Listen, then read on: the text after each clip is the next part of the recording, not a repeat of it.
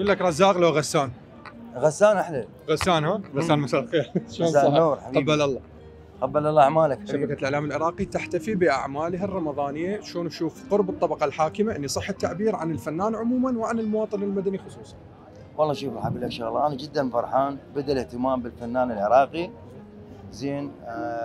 وفرحان لاصدقاء الممثلين على هذا الشغل اللي قدموه، الاسترخاء بالتمثيل، اداء جميل، اقنعوا المواطن زين.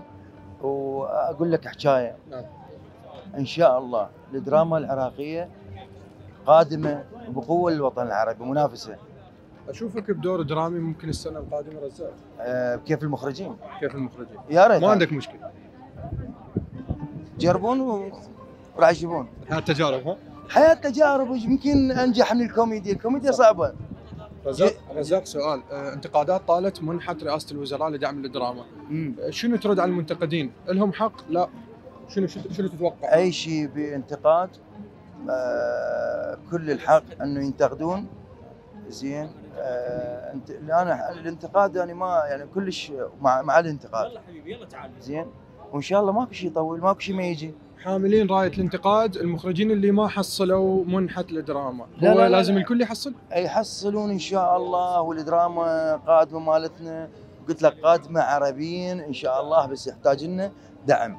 رئيس الوزراء شكرا لك، انا من عشاقك. غسان موجود، مينا وين؟ مينا خلى اضم لها بالشيء.